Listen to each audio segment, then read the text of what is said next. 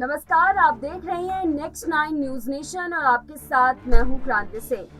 हमारे खास कार्यक्रम राष्ट्रीय हित में आपका एक बार फिर स्वागत है। भारत को आजाद हुए 70 साल से ज्यादा हो गई है और ये आजादी 200 साल की गुलामी के बाद मिली थी। ब्रिटेन ने इन 200 सालों में भारत को बहुत लूटा और भारत की अरबों की संपत्ति लेकर चले गए। वो गए लेकिन अपनी हुकूमत की जड़ स्थापित कर गए, जिसका अनुसरण आज भी भारत में किया जाता है। आजादी के इतने साल बाद भी भारत अंग्रेजों की जंजीरों से मुक्त नहीं हो पाया है। आज भी भारत इन बेड़ियों की जकड़न में ऐसा जकड़ा हुआ है जो भारत को धीरे धीरे कमजोर किए जा रहा है और उसी मुहाने पर लाकर खड़ा कर रहा है जहां से आजादी की शुरुआत हुई थी। आज दिखने वाली छोटे छोटे ब्रिटिश राज के नियम कानून, उनका अस्तित्व, उनके दिए गए नारे, उनके द्वारा संचार किए गए वीटी प्लान्स आज भले ही हमें मामूली बात लग रही हो, लेकिन ये वही सारे तथ्य हैं जो अपना जड़ फैलाकर भारत को ब्रिटिश राज की घुट्टी पिलाता रहेगा। हम आखिर अंग्रेजों के उस शासन के एक भी अस्तित्व को भारत में क्यों पनपने दे रहे हैं? आखिर क्यों उसका अनुसरण कर रहे हैं जिस हुकूमत ने भारत को इतने दर्द दिए? आखिर क्यों नहीं उस हुकूमत की जड़ को पूर्ण रूप से उखाड़ कर फेंक देते हैं? चलिए आज के राष्ट्र हित में इस खास प्रोग्राम में राष्ट्र को हानि पहुंचा रहे ब्रिटिश राज के उन सभी पहलुओं पर चर्चा करेंगे जिससे हमारा देश अपने स्वदेशीपन को ज्यादा महत्व दे और ब्रिटिशपन को जड़ से उखाड़ा जा सके। देखिए हमारी ये खास रिपोर्ट। भारत आज भी गुलाम, भारत के पांव में अंग्रेजों की बेड़ियां। देश कितना गुलाम, कितना आजाद। अंग्रेजों की गुलामी की जंजीर में जकड़ा हुआ भारत, ब्रिटिश दास्तां से मुक्त नहीं हो पाया है भारत। इंडियन एरोप्लेन पर 87 साल से क्यों मौजूद है गुलामी का प्रतीक? अंग्रेजों के शासनकाल से आजाद भारत, लेकिन अंग्रेजी हुकूमत का आज भी है गुलाम। जाने भारत को कैसे आज भी अंग्रेजों ने बना रखा है गुलाम।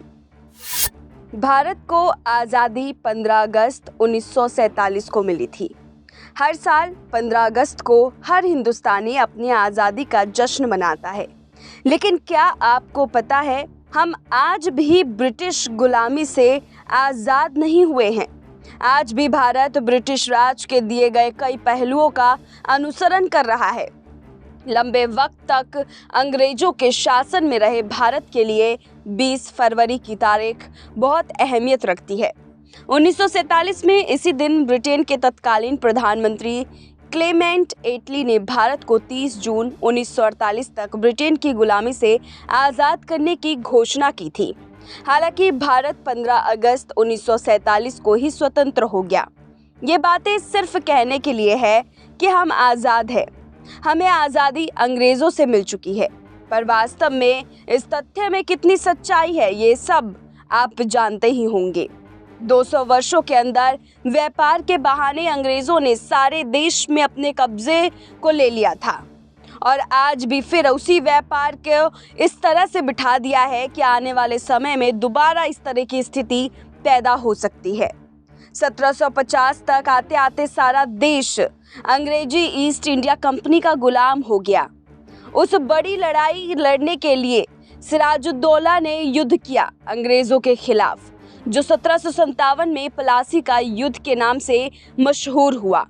इसके बाद भारत ब्रिटिश राज का गुलाम बन गया, जिसके बाद अंग्रेजों ने भारतीयों पर अनगिनत अत्याचार किए और साथ ही भारत में अपने वजूद को कायम रखने के लिए नियम कानून, विदेशीपन, अंग्रेजों से जुड़ी कंपनियां, रेलवे, हवाई जहाज, सभ्यता, इनको स्थापित करने में जुट गए और इन्हें इस तरह से डिजाइन किया कि भारत अपने अंत तक इसे ना मिटा सके।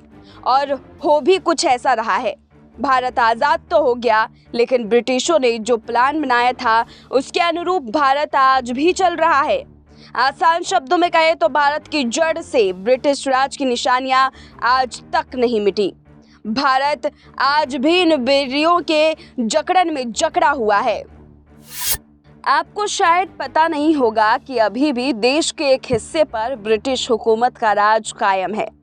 जी हाँ, आपको इस बात पर यकीन ना हो रहा हो तो आपको बता दें कि यहाँ से हर साल करोड़ों का राजस्व ब्रिटेन को भेजा जाता है। दरअसल भारत में बिछी हुई एक ऐसी रेल लाइन है जिसका मालिकाना हक भारतीय रेलवे की बजाय ब्रिटेन की एक निजी कंपनी के पास है। ऐसे में इसकी रॉयल्टी भी उसी को जाती है। असल में अमरावती से कपास मुंबई पोर्ट तक पहुंचने के लिए अंग्रेजों ने इस ट्रैक का निर्माण करवाया था। इसका निर्माण 1903 में ब्रिटिश कंपनी क्लिक निक्सन की ओर से शुरू किया गया था और रेल ट्रैक को बिछाने का पूरा काम 1916 में पूरा हुआ। वहीं इसकी निर्माता कंपनी की बात करें तो 1857 में स्थापित किए गए इस कंपनी को आज सेंट्रल प्रोविंस रेलवे कंपनी के नाम से जाना जाता है। गौरतलब है कि साल 1951 में भारतीय रेल का राष्ट्रीयकरण करने के बावजूद सिर्फ ये रूट ही भारत सरकार के अधीन नहीं हुआ। ऐसे में भारतीय रेलवे सालाना करोड़ों रुपए की रॉयल्टी ब्रिटेन की उस प्राइवेट कंपनी को देती है। इसके अलावा ब्रिटिश की एक और निशानी से हम आपको चलिए रूबरू करवा देते हैं।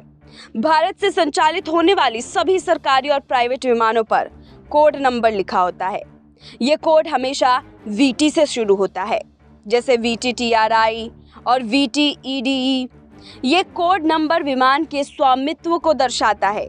यहाँ VT के बाद लिखे हुए अक्षर उसकी मालिक कंपनी का कोड होता है, जैसे TRI का अर्थ हुआ त्रिवेणी अर्थ मूवर्स प्राइवेट लिमिटेड और VT का अर्थ होता है वॉइस रॉय टेरिटरी। इस हिसाब से भारत का आसमान आज भी इंग्लैंड के वाइसराय की टेरिटरी है। ये कोड 1929 में दिया गया था जब अंग्रेजों का शासन भारत में था। विमानन जगत में आज भी भारत की पहचान वाइसरॉय टेरिटरी के तौर पर होती है। 87 साल बीत जाने के बाद भी भारत अपनी गुलामी की इस पहचान को बदलने में नाकामयाब रहा है। भारत में ऐसा नहीं है कि कोशिश नहीं की गई है ब्रिटिश की देन से छुटकारा पाने का, लेकिन वो अपनी जड़ इतनी मजबूत करके गए हैं जिसको उखाड़ना आसान नहीं है।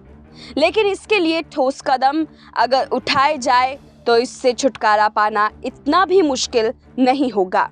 इसका उदाहरण हम इससे ले सकते हैं कि पहले हमारे देश के प्रधानमंत्री विदेशों में जाते थे या फिर किसी बड़े मंच से संबोधित करते थे तो वो हमेशा अंग्रेजों की जुबानी बोला करते थे। लेकिन इस प्रथा को तोड़ने का काम प्रधानमंत्री नरेंद्र मोदी ने किया। PM मोदी जहां भी जाते हैं अपनी मातृभाषा को सबसे पहले तवज्जो देते हैं और इसी भाषा में सभी को संबोधित करते हैं। यही वजह है कि अब भारत की मातृभाषा को विदेशों में सम्मान अधिकार दिया जाता है। PM मोदी से पहले अटल बिहारी वाजपेयी ने भी हिंदी को बढ़ावा देने के लिए अहम योगदान दिया, जो कि सम्मान योग्य है। हम अक्सर देखते हैं कि भारत अब पहले के मुकाबले अपने अस्तित्व को बढ़ाने की कोशिश कर रहा है, लेकिन उन कोशिशों में कई हद तक नाकामयाबी हाथ लगती है, जिसका सबसे बड़ा सबब है ब्रिटिश हुकूमत की देन और आज भी भारत में उसका पनपना।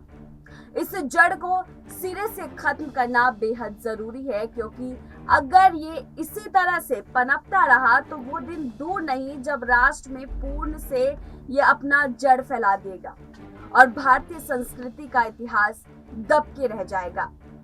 आप लोग को हमारे इस प्रोग्राम को देखने के बाद क्या समझ में आता है, क्या लगता है कि हम जो इस प्रोग्राम में दिखा रहे जो तथ्य है वो राष्ट्र के हानि को लेकर के कितना महत्वपूर्ण है और उस पर कितने नजरिए की जरूरत है? हमें कमेंट करके जरूर बताइएगा और राष्ट्र हित के अगले एपिसोड को लेकर के हम कल फिर लौटेंगे। तब तक मुझे दीजिए इजाजत। नमस्कार।